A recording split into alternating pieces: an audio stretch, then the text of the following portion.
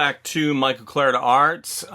So today, as per the thumbnail that you clicked on, thank you very much. Today we're going to be doing something that I've been endeavoring to do for quite a long time, and that is to interview a fellow artist, artist in arms, right? Illustrator, graphic designer, a generalist that I've actually been friends with for well over 15 years.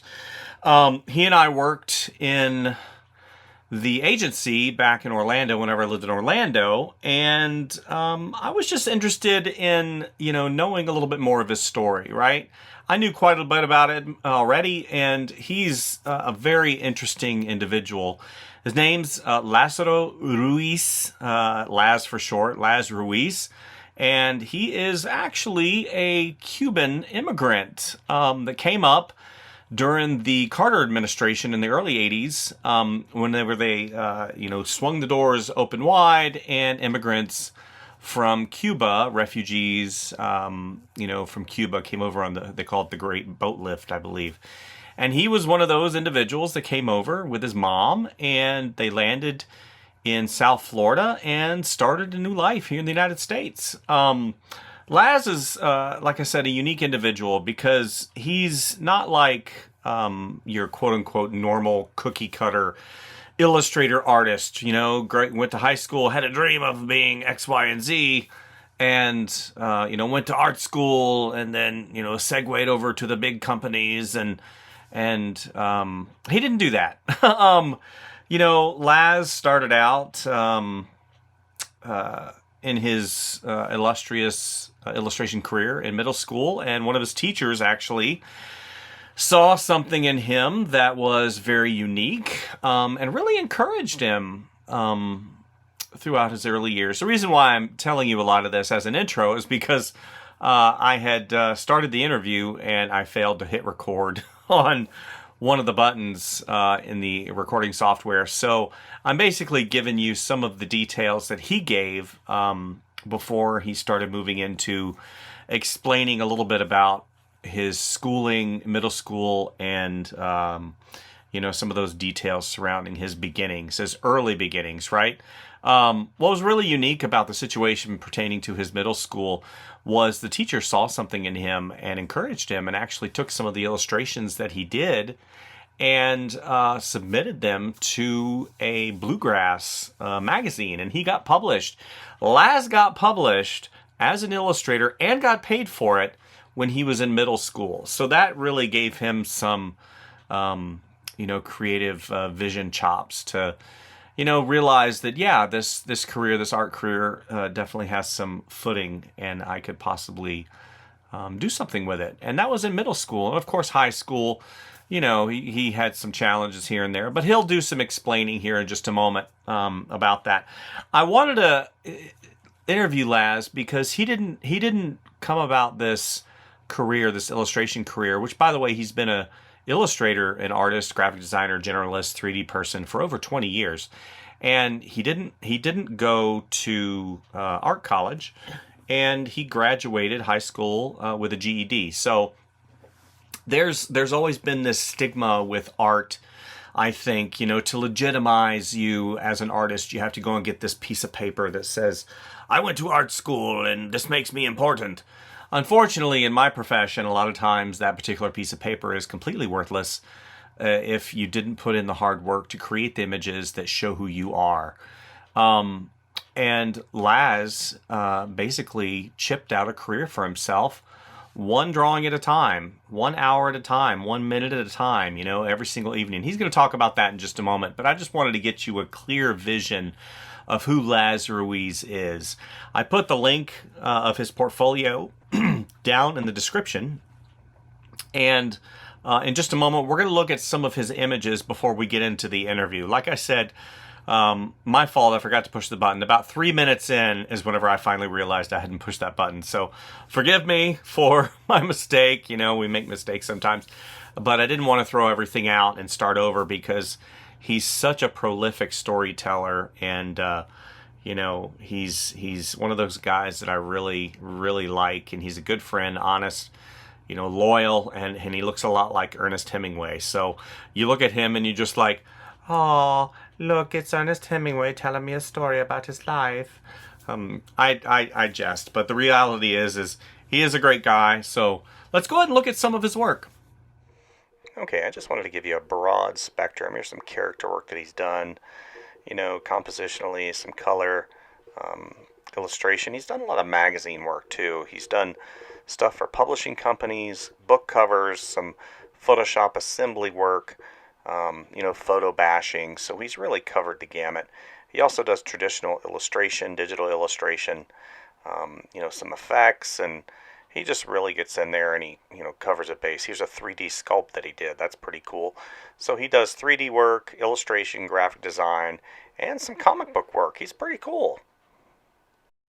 So again, I wanted to give you context. We're going to jump into the interview already in progress. And Laz is going to be explaining a little bit about one of the teachers that was a really big influence in his life. So let's go ahead and without further ado, get started with the interview with illustrator Laz Ruiz. My teacher put me in this extra room and he let me draw and he'd give me assignments to draw and stuff. And I thought, oh, I'm so special. But he was actually trying to keep me from starting trouble with the rest of the students. So he really changed my life. He showed me that, art could be a path. He gave me a bunch of assignments I didn't want to do, like draw a bunch of characters like mountain characters, playing banjo, playing all kinds of country music type stuff. And I did them because, I was getting to draw. And he came back to me months later and gave me a check. I was like, what is this? Wow. And so he gave you an assignment with a paying job. That's awesome. No, it gets better. This guy changed my life. He had taken all those drawings that I did and submitted them as free samples to a bunch of bluegrass magazines. And they actually accepted quite a few of them and sent him, I think I was getting like $25 an illustration. Right. Or something like that. And he gave me a check for $125. And I was like, oh my gosh. Yeah. In the 80s, that's a lot of money. Yeah. I was still in school. And I was like, are you kidding me? This is mine. He goes, yeah, this is for you. I said, well, let's split it because you did the work of sending it out. He goes, no. That's for you. And that's when I realized, oh my goodness, I can make money doing art. I didn't know that was something even you enjoyed. You actually see a payoff. That's awesome. Right. And so, according to my promise, I brought my grades up from F's to like A's and B's. I stopped fighting. He did a lot to change me. Wow. Yeah. So that's important to note because I think that, we as youngsters sometimes don't see the end result of our efforts, and somebody reached out to you in a moment of need and, you were able to, that person was able to influence you in a positive manner. And then you saw an outcome which had a beneficial, a tangible outcome, having money for what you did. That's awesome. So you indicate, you did go to school, obviously primary school as required. I presume in the state of Florida. Were you in Miami at the time? No, I went to Lake Worth Middle and Lake Worth High. Okay. Yeah. And so from there, you obviously you cleaned up and you're moving in the right direction and took some additional, I presume, to some additional courses and stuff in high school. But once you graduated, did you in your brain think I needed to go to art school? Was that still on your radar? Or was it ever on your radar? Or was it something that, didn't even occur to you? It wasn't something that was possible for me. Okay. Because once I left that teacher and I went on to high school, because he was a middle school teacher. Once I went to, I didn't have that force like keeping me steady. So I started going back off, but I kept on freelancing. I kept on doing little illustrations here, selling them there. So I never stopped. yeah, I never stopped freelancing, but I lost kind of my way. So I ended up leaving school with a GED, Hmm. and it's a little different story. But anyway, because of the violence and stuff, I decided I'm just gonna go work, and then Right.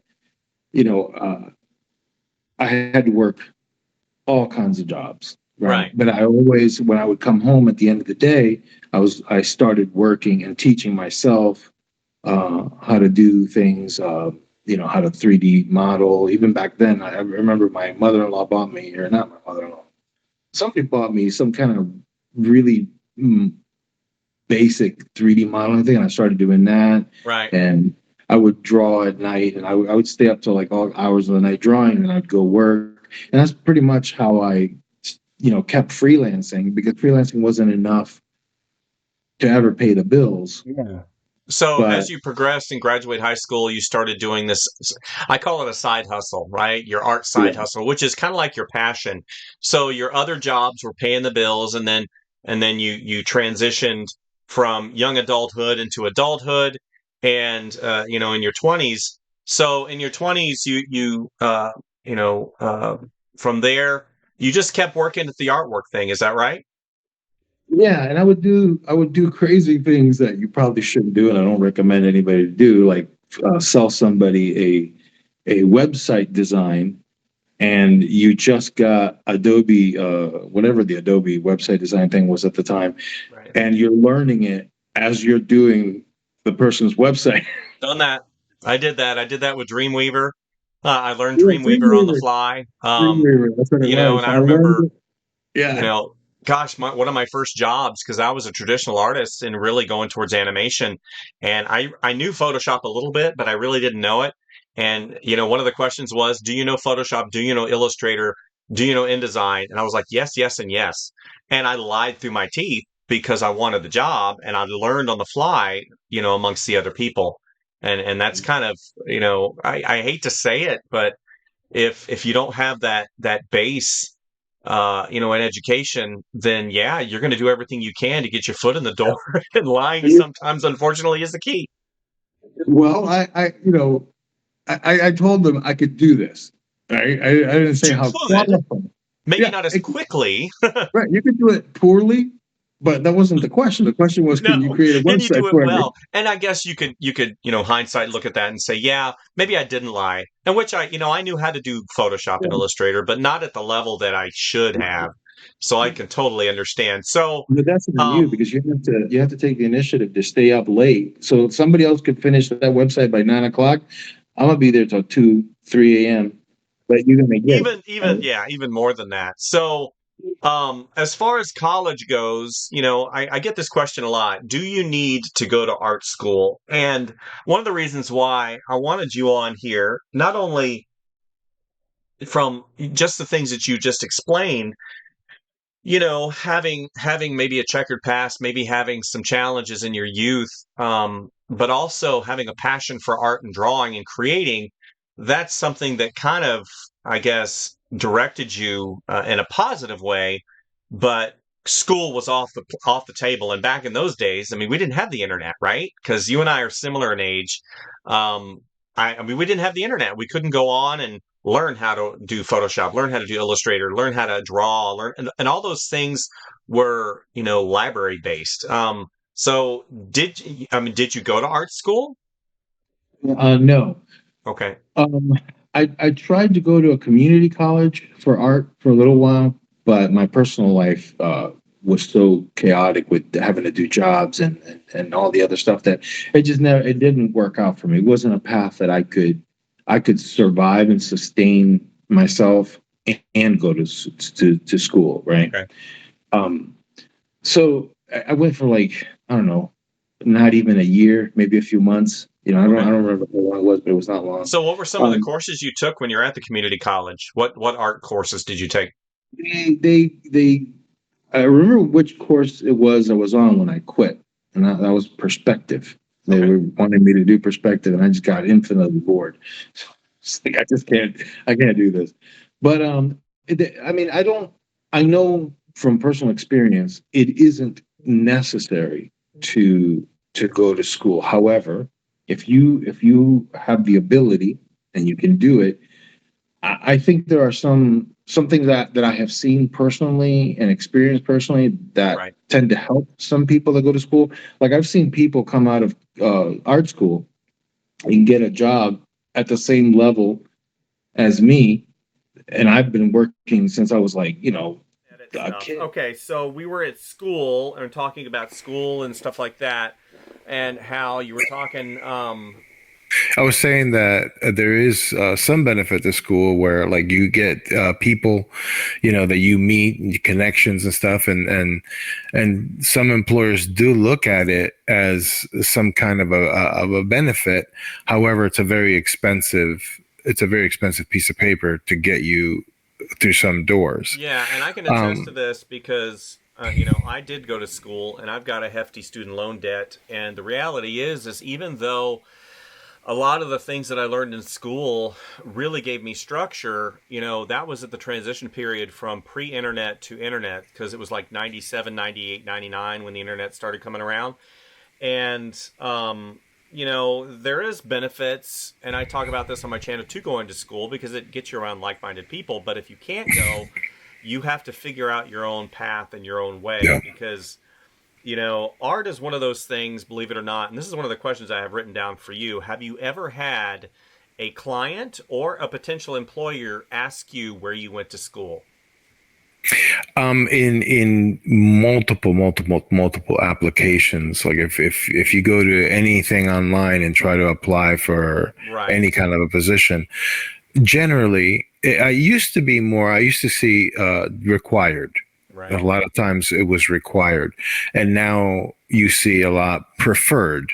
right. Right. So Preferred. Well, I so know. people, yeah. I know at Disney, whenever I worked for them, they actually require you to have a degree to be employed. However, I know as freelancers and contract people, that you are hired based upon your work. And that's one of the things that I'm sure you can attest to, is the work will always speak first, right? If you can present somebody with work that has Right. merit and that has definition and has, storytelling abilities, then they will basically, okay, so you didn't go to school, but you have the ability, and we want to focus on that. Do you agree with that, or have you seen that?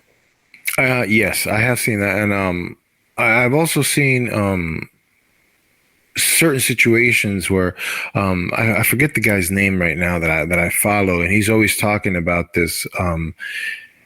He's always talking about how for him, he's an art director, and all that he cares about is the work. You Yeah, know, absolutely. can you do the work? Is when you show me your portfolio, is your portfolio going to be uh, equal or better than the people that are in the industry? You Right. know, so to him, a paper doesn't matter as much. But I mean, that's one case. Yeah.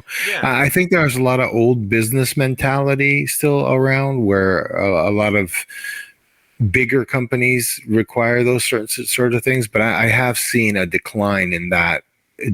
Must be, you have to have, and I've seen a turn towards, preferred. Preferred. So, just to be clear, I'm not bashing school. That's one of the things that I need to be very clear on. School is very important, but the only time that I think you need to reconsider is whenever the monetary component comes into effect and you're levying your future based upon the 4 years that you're at school.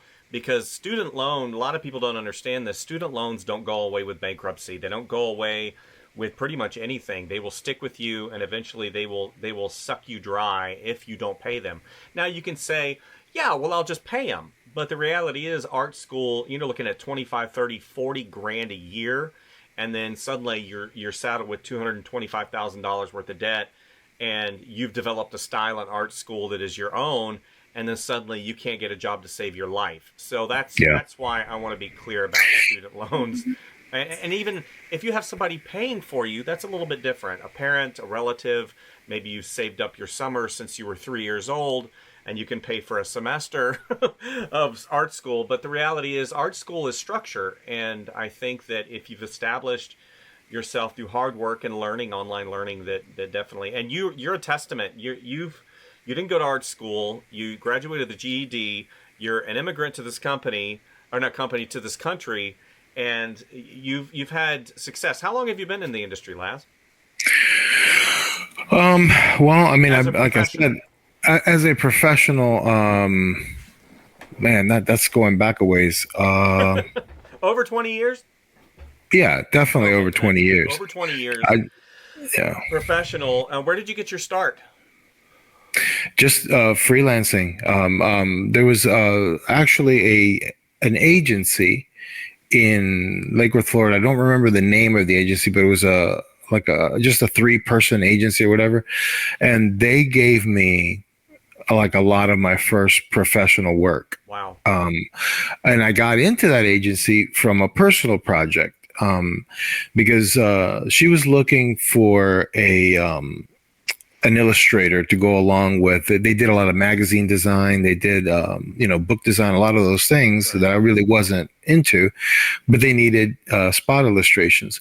So I had done this comic book for my church. It's called The Adventures of Major Victory and Kid Verse. It was a track. It's on Amazon for free. You can read it if you have the Kindle app. So I had done that project, and it wasn't great, but it showed that I could start something, work through it, and complete it. It only took me just a small 4 years after work till like 2:00 in the morning. No big deal, Yeah, see, that's a minor comment for a major moment, right? Because again, you're stating the obvious, which is hard work equals results, and well, I think it's time. Yeah. Yeah, I think somebody, I don't remember who said this, but they said, if you're prepared for the opportunities when they come, you have to have done the work ahead of time. Yeah. Right. So if you're doing and improving your work and doing every little job that comes your way, whatever it may be. Like I used to do, there was a young boy, well, I call him a boy, he's a man now, but he was 17, 16, and he had started his own business. His father had helped him to start his own business, and he was doing icon design for Mac applications. And so this kid was giving me work doing illustrations for his company. He was doing great. Yeah. And so like I had to do icon design for Mac applications that I didn't know anything about. And then, I was doing comic books and I was doing everything I could get my hands on to try to get some work done and add something to my portfolio. But fortunately, I was building my portfolio with paying paying work and paying money, and do things that basically have no return, investment versus return. Because right. So the key, time is really the most important commodity that you have, especially when you're young. You got plenty of time, right? You're invincible. Right. But you kind of have to have a passion for it, and you have to work to do the work ahead of time for the opportunities that will come. Because if you don't prepare ahead, an opportunity will come, and you won't be able to take it. For it. Case in point. He talks, Laz talks a lot about personal projects, and we kind of hit on this before we came into the interview. Personal projects are something that I think a lot of people, and especially professional artists, as they progress through their career, really don't focus on. And I was very surprised when I was in-house at Disney that a lot of the artists there didn't have personal projects. They didn't work on things after they left the studio. And it was, you're leveraging an entire career on a company that basically now you work for them and they compensate you for your time, but you should always have other campfires that you're tending to, because I came in on that Monday in March 2016, and the production manager came over and said they're stopping all in-house contract people. You need to turn in your drive today and turn in all work, and that's it.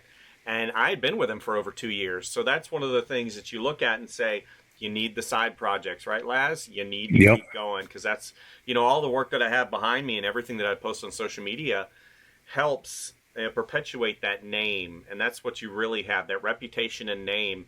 And Laz can attest to this, that those personal projects are kind of your passion. And he's talked about it, staying up till 2 a.m, when you've worked all day and you've traveled all day and pushing and pushing and pushing. and that's a real testament to who Laz is as a person. And I saw it. Trust me. How long did you and I work together last? 6 years? 5 years? I think it was like 5 or 6 years, around that amount of time. And in that time, you know, we worked for an agency, a company that specialized in apparel. We're not going to name them, but they specialize in apparel and consumable apparel and goods and hats and pretty much anything. And they expanded, you know, gosh, to just about everything that came down the pipeline. And who were some of the clients that they serviced? I know that they did Universal Studios, but they did so much more. I think they did Disney also, Hard Rock, Yeah. and a bunch of, like, anything that was you know, themed events or not themed events, but you know, rides and parks and experiences, theme Yeah. parks, you know, national parks, Yeah. NASA. I mean, I did so many things for that particular company, and I worked for them for over 10 years, and a great company to work for, not going to knock Yeah. them at all. Yeah. And it gave me a lot of experience to experiment, but also the pace at which you were bombarded with different things to do. I'm sure you can attest to this. From one day you're going to do apparel, the next day you're going to do hats, the next day you're going to do, you know, a logo design, the next day you're going to paint a helicopter, right? Right. Just- And that's one of the things that I don't think schools prepare you for, because I one of the things that I've seen with a lot of people that come out of schools is they are essentially specialists. You know, they Yes. learn a field. Yes. Right? I'm And- a generalist. I am a generalist as an Right. artist, and I'm sure you're probably in the same boat because you like Yeah. the green, right? Yeah, you like the and- monies, and you Well- have to be a generalist to be able to, yeah. Well, in that, okay. Having said that, there are some people who are just so talented that their specialness, like their one thing that they do, is so incredibly great that they can make it. But if you're like the rest of us, like the 80%, 20% of the artists get there, the 80% of us, you better be able to do everything, learn everything, constantly be learning. Yeah, Because I'm constantly talking about that all the time. Yeah. You know, I call it your artistic tool belt. You're constantly revising and editing that artistic tool belt to be modified to cater to whatever is in front of you. And, you know, your side project, like my side projects right now, have to do with greeting cards and illustration and children's book illustration. And, you know, I've been working on that for years, and I still haven't. I mean, I've done a children's book, but not to the effect of having a mass market of 20,000 books sold at $30 a piece. But that's always been a passion of mine with greeting cards, and I've sold none. So that gives you some understanding of personal projects. So in terms of top three aspects of actually, let's go ahead and get to how do you get new clients as a freelancer? I know you and I touched on this, but as a freelancer, what is your main source currently? honestly, I am terrible at self-promotion. I'm terrible at like the social media aspect. I mean, I have an Instagram. I have a YouTube channel that I barely maintain. Relationships. You would not believe, I still get work today from that first little agency. Really? That, yeah. Like it's sporadic because she has moved on to something professional, but then she's moved on to a big company, which I can't mention. But whenever that company has need for logo design or has need for anything, they come back to me. Wow. All right. So, and that's like over 15 years ago. Wow. So relationships. If make sure that you do what you promise, right?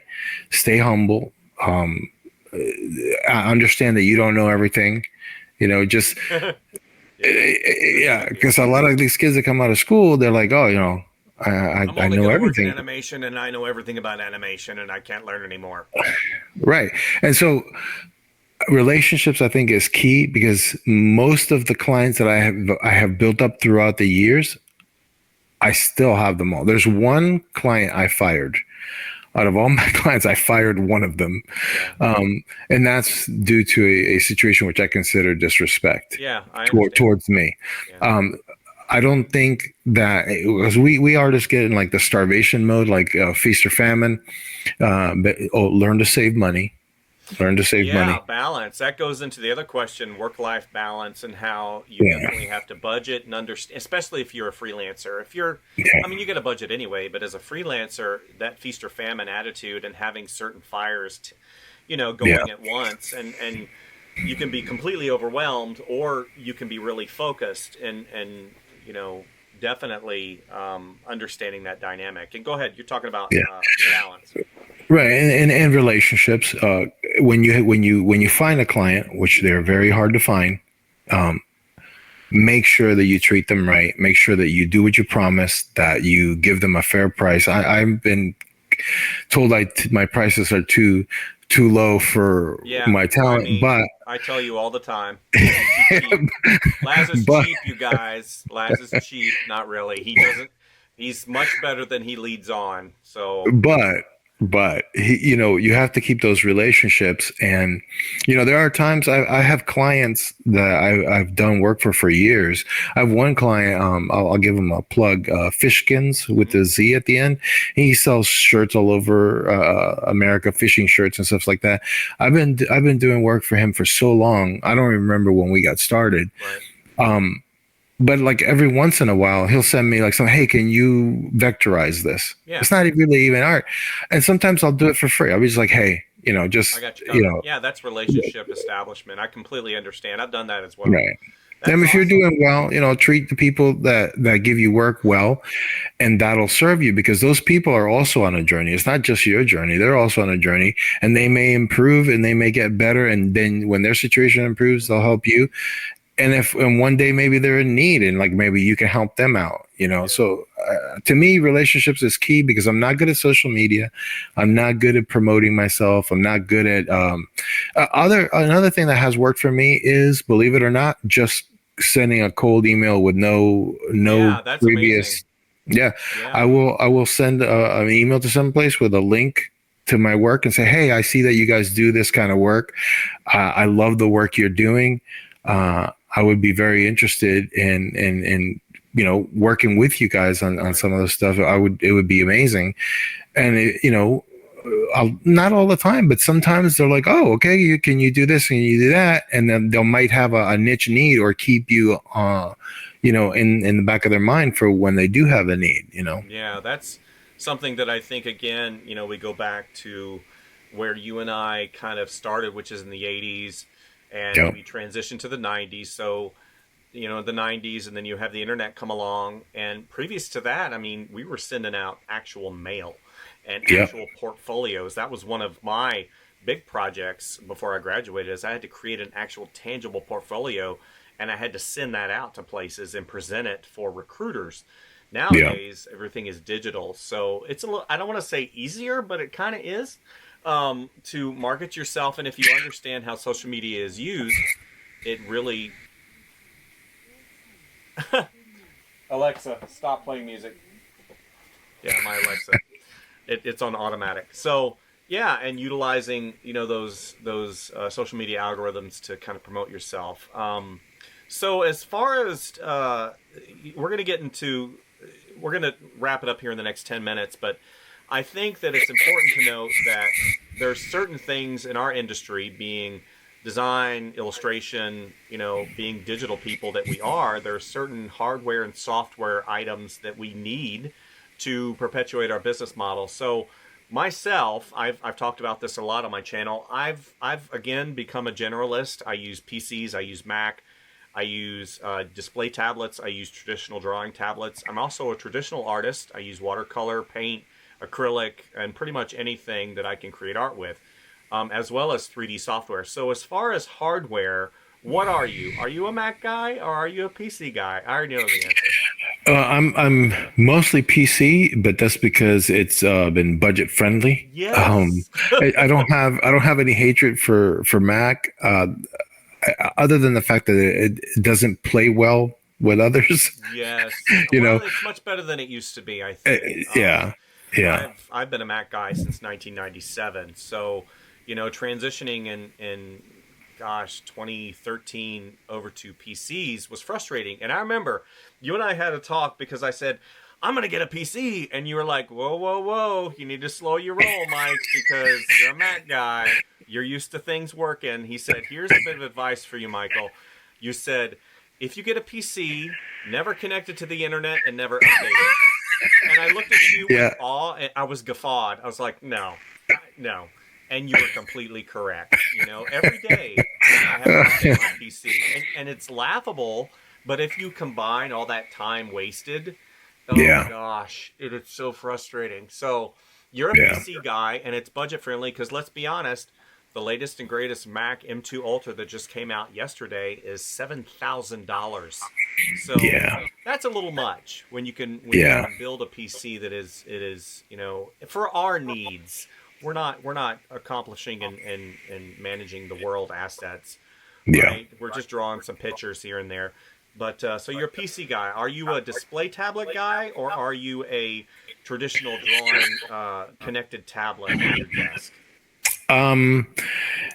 Right now I have a Artisol 22, and it is not a Wacom 22-inch by any means. However, it works great. I've gone back and forth between a display tablet and the just the regular tablet on the desk that you draw on. There are times when I actually prefer that because of the strain of the position where you have to draw like a traditional artist for very, very long times. Yeah. So if you're going to be your neck and your back and the sitting that you have to do. I actually, whenever Laz and I were working together, I had my shoulder completely rebuilt because I had 13 years worth of drawing damage on my right shoulder. So I can attest to him saying balance, right? Yeah. So I honestly would have both. Like I have an old one that I keep as a spare to just draw on, not on the display, because whenever you do get injured or whatever, it is much easier to draw that way. But if you're healthy and young and whatever, like the display tablets are amazing, right? Your eyes are good and whatever. Yeah. But you know, you also have to worry about eye strain. I'm not going to call us geriatric because we're not quite in that category yet. But you and I are seasoned. We're seasoned. Well seasoned. This is salt. Yeah. And the reality is having, and you tell this to young people, especially coming out of school, that, you know, the artist life is very solitudinal, but it's also, if you don't have an understanding of how sitting or even standing, like a lot of people stand at their desk now, but sitting and drawing and being in one place for hours every single day is very detrimental to your health. And so, you know, what do you do to combat some of the aspects, I would say, of the illustration curse, graphic design curse of, you know, overweightness or unhealthiness or anything like that? What do you do to combat that? The overweightness I haven't been able to get rid of, but I do use a Pomodoro app when I have a long project, and I usually set it to like 50 minutes working, 10 minutes away from the desk doing something, whatever.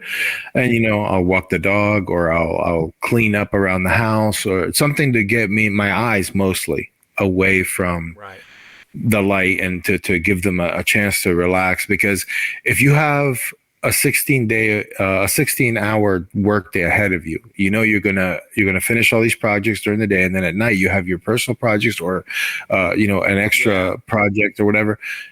You better be taking time away from the computer, time away from your chair, or you're going to get exhausted. And then, you know, you can use some of that rest time, those little bits of rest time throughout the day, to say hello to your family, or you know, make a phone call, keep in touch with people. But you have to plan it, because or you're going to burn out. You have to plan those little breaks, or you're going to burn out. You're not going to make a 16-hour day every day if you're doing that. You know? I think one of the things too is understanding you're not invincible, and understanding that, you know, the project, even though it's paired to a bottom line, you know, a bottom line which is compensation monetarily speaking. You know, I used to stress a lot about deadlines, and I don't particularly do that anymore because I've structured my business model to not get in that situation too much. I usually try and get things planned out. If somebody comes to me and is like, I need something by tomorrow, I'm typically like, no, I'm going to pass. Yeah. And if they absolutely keep pushing, I'm going to charge them 4 times as much because I'm not going to put myself in a situation where I stress, because stress is no good for anybody. And I'm sure you can relate to that. Yeah. But also to what you just said is, I won't take a project like that is a very short deadline, even if I'm dying for the money, because it does a couple of things that are very negative. It trains prospective employers or people that you can just demand whatever you want from an artist, and that they'll do it just because you have the money. But that's not fair to any of the artists that person is going to go to and pawn that project off on, right? If you don't have time management skills to get your project ahead of time, with plenty of time for the artist, how do I know you have those skills when it comes to paying? How do I know you're not going to wait 6 months to pay me then, because you don't manage? Put me off for 3 months and stuff like right. that. Right. No. So like you have to not overpromise. That's one of the big key things to maintaining long relationships is someone comes and says, hey, can you get this done this weekend? And you can't, without, like you said, stressing yourself out or losing sleep or neglecting your family, don't take it. Yeah.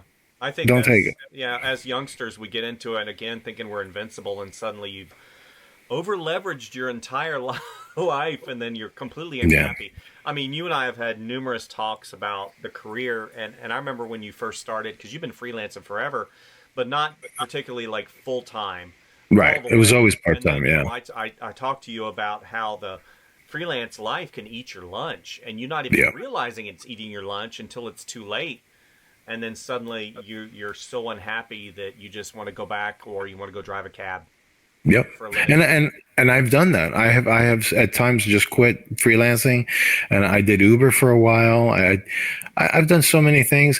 And if you're going to be a freelancer, you have to have a realistic view that there are going to be times you're going to have to supplement your income. Yeah. And it's always just have a side hustle. That's what I say, right? And it doesn't necessarily have to be art. It can be, I mean, I sold watches for almost 6 years. I made tons of money on selling watches, and you can do it on eBay or whatever.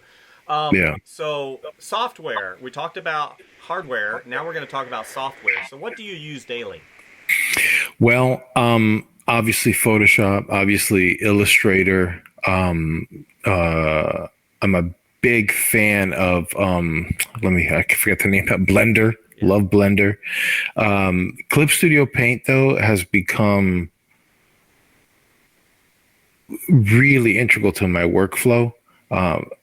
I do most of my illustration in Clip Studio Paint, and then bring it into Illustrator or Photoshop, and then finish it out for the clients and stuff. Some of the stuff that I do is completely done in Clip Studio Paint, which isn't really a design software. It's made for comics and drawing, but it's a very good program. I think it's my favorite program at the moment. But I always keep my eye out open for anything else, and you'll constantly have to be learning what's in the industry and like what is changing. I have ZBrush. I mean, I don't use ZBrush as much. I'm not as versed in it. But let's be honest, ZBrush it's a monster.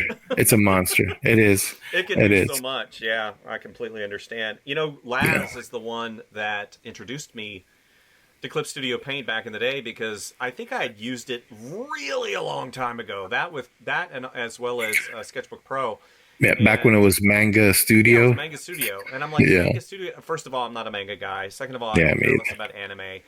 But Clip Studio Paint is really a great program. I'll do stuff in Sketch in Photoshop and transition to Clip Studio Paint to do color fills and really fast color. I mean, it's very fast. And I'm sure you can do the same thing in Photoshop, but I've just learned that methodology through Clip Studio Paint, and I can definitely attest to that. I'm learning Blender, so I can relate to that as well. Yeah. But yeah, are you working on a specific program right now that you're learning? I know that you recently got a tablet, and Yeah. there's a really cool Yeah. program called High Paint, which Yeah. is a Procreate ripoff. Yeah, I'm learning. I'm actually learning high paint right now, and Oh I'm man, also it's a learning. complete verbatim ripoff of Procreate. I don't know how you get around that, but I Yeah. used it and it was fun. So you're learning High Paint. Anything else? Yeah, there's another one. This is, I guess, an older one that I just never was aware of. Was Ibis Paint. Yeah, Ibis Paint. Ibis Paint. Yeah. So I'm learning that a little bit. I mean, I'm always, and then every once in a while, I go back to Sketch. No, this is Sketchbook Pro. Sketchbook Pro's fun. Yep. Yeah. I try to keep versed on everything because you're never gonna know what, like, they're going to come up with an update and I'll have a cool new function or something. Yeah. And that's another thing I wanted to mention. If you're going to be a freelancer, you kind of have to always be educating yourself. Yes. Like, you're never going to be done Tutorials. educating yourself. I'm taking a tutorial every week. I do. I mean, I'm sure you can relate to that. Constantly learning, pushing that envelope, challenging yourself. That's definitely something that I see. So as far as hobbies outside of art, do you have any? I'd like to draw. No, but I was actually thinking about starting to do some woodworking. Nice. Just something to get away from the light and stuff, and Your hands. yeah, because like I think being in front of these constant lights from my tablet and my big monitor. It gets you after a while, and it's nice to. Yeah, I got chickens. I'm raising chickens now. That's a hobby, So that's cool. So yeah, you got chickens. Yeah, and yeah, that's fantastic. So we're gonna get into the hindsight 2020 section here, but artists that have inspired you over the years. I know that. Gosh, I mean, you and I have worked together. We've known each other for quite a long time. Easily going on 15 plus years, because I've been away from the old agency. Believe it or not, Laz, I've been away from them for almost 9 years.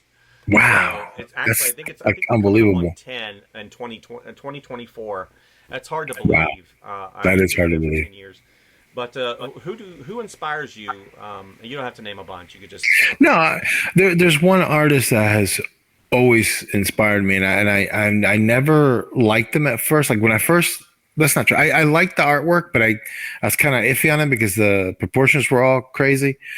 But Jack Kirby, I mean, I know every artist is like, oh, Jack Kirby, but the man's work ethic was just amazing. And like, if you ever find a picture of his workstation, it makes me kind of feel bad for myself when I start complaining about my workstation, because this guy had a wood tablet, a hardwood chair in a basement with a fan, not even air conditioning, and this dude cranked out the Marvel universe. Yeah. You know what I'm saying? It changed entertainment and life for forever. And I'm sitting here with my tablets and my things like, hey, my life is so hard. I know.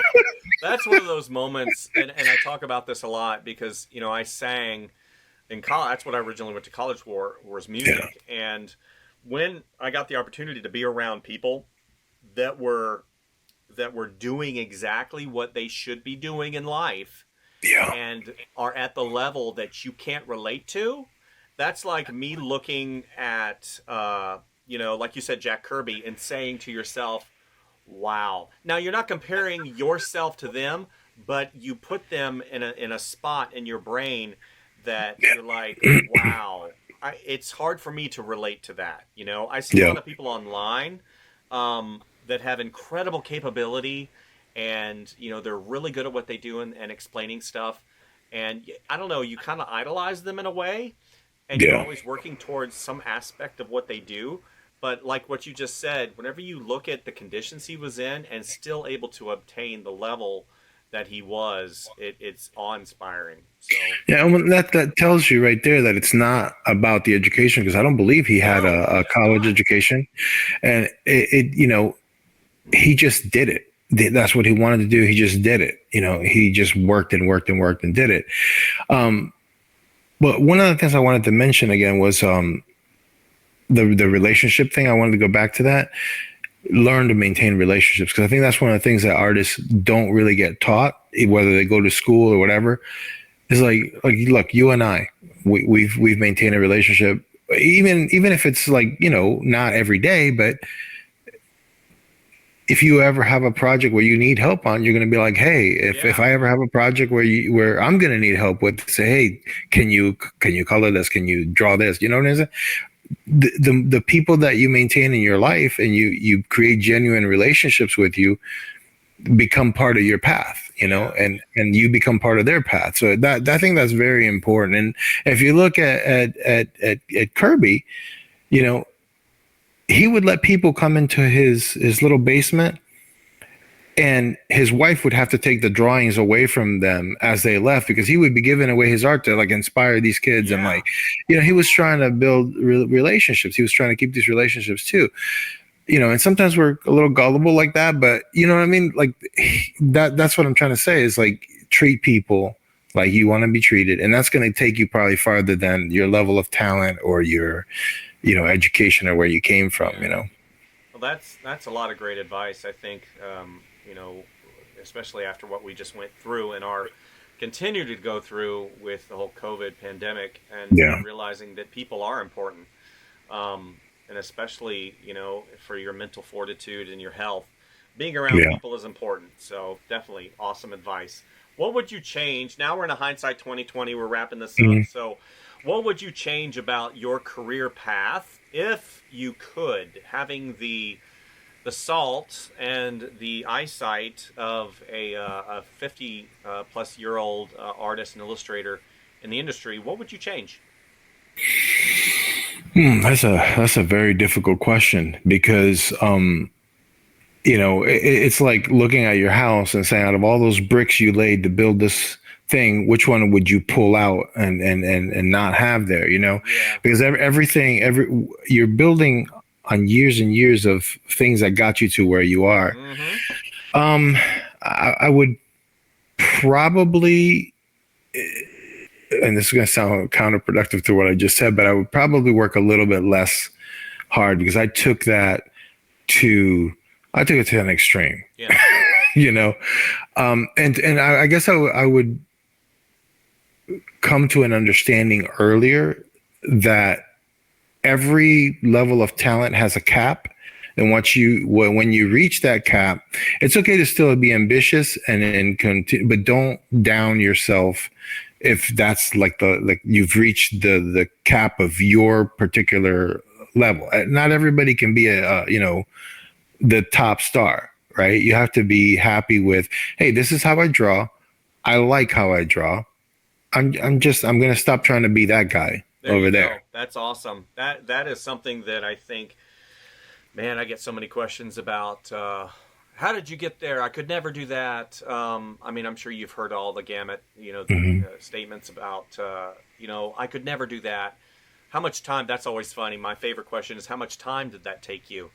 You know, and it doesn't matter how much time you say, it's always an astonishment. You know, I could say, oh, that don't took me 40 hours. Oh my gosh, 40 hours, you know? But yeah, working less, I think, is a really good piece of advice. Yeah, because it's like, if you've ever done like 3D rendering, right? If you let it render for so many minutes, it's going to be pretty good. Yeah. If you render for so many more minutes, it's going to be a little bit better. Yeah. There's a place there. Good. That's right. Finished, somewhere in between, right? Where is it that's good enough where it's not like, you know, so realistic they couldn't tell it apart from a photograph? Finished. You know what I mean? Perfect. Yeah, that's a statement that I've utilized numerous times in teaching and inspiring and stuff like that. So but art isn't about perfection. It really isn't. Art is about conveying a feeling, right? Having enough on the page. If you look at a minimalist or whatever, having enough on the page to show what you want to show. And once you've done that and it's well done, you know, I would probably have worked a little bit less on drawing those super realistic things that I was trying to be realistic at. You know, I was like, oh. Yeah, it's like the older I get, the less I want to work on the piece and just get the gist. It's the gist, right? Yeah. Final advice for an inspiring artist. So people that watch my channel are from all over the world. and I get young people, old people, people coming back to the fold of art. So an advice for an aspiring artist, somebody similar to where you were, whenever you were younger. Maybe you stumbled on this video and you're just fixing to graduate high school, or you've been in the industry or trying to get in the industry for a couple of years and you're kind of downtrodden. What advice would you give? I would probably say enjoy your family. Take time to be with your family. Keep them first, right, and then your art second. Yeah. Because your mental health, your mental health is going to be very, very necessary to keep, and your family's there for that. Art at the end of the day can be a product, like you're just buying a thing I made, and now it's a product and you're getting it, right? You have to balance out how much is that worth versus your mental health. So keep your mental health and your relationships and the things that are core to you as a human being more important than your career goals or your but at the same time, don't use that as an excuse to not work hard and prepare for the opportunities that will be there, because opportunities are going to come to you, and all that matters is, are you prepared for that opportunity or not? Have you done the work? Well, that's great. Well, hopefully you guys that are watching this video got a couple little tidbits of good information, nuggets of inspiration and encouragement, because one of the reasons why I wanted to get Laz on here, because his path as a freelance professional illustrator, I don't want to say is not normal, but it is extraordinary. And Laz doesn't like me bragging on him, but I'm going to brag anyway because, I can, and it's my channel. Laz he's a great guy, and that's Thanks, a man. testament, to the fact that he has had adversity coming to this country. Adversity. I mean, he told me numerous stories when he first came, and coming to this country, and adversity in high school, adversity in relationships, adversity, but he always stayed true to his core, which is, respecting people, respecting his craft, and developing friendships and relationships as he went through. I definitely encourage you guys as budding illustrators and artists to use Laz as a reference for inspiration. Laz is a great character artist. Look him up, Laz Ruiz, Ruiz. I will put his portfolio down in the description of the video, and you can visit him. And if you want Laz to do some awesome work for you, definitely contact him. Hopefully he'll get some work from from this little video that we're doing today. Thanks, Mike. It's definitely something that I want to continue doing, and hopefully that Laz didn't feel too uncomfortable. Did you? No, it was fun. Excellent, Thanks. Excellent. Well, thank you, Laz. You and I will chat afterwards here. But like and subscribe if you like what you see, and please share the video. Share as an inspiration for those. Share with family. Share with friends, and definitely get the word out. That Michael Clarida Arts is a place to be, and hopefully we'll get some new subs from it. So thanks, Laz, and definitely keep on the right side of the road, okay? All right, brother. We'll see you soon, buddy. All right, bye. And that was the interview with Laz Ruiz. Hopefully, like I said, you guys got something, in the interview.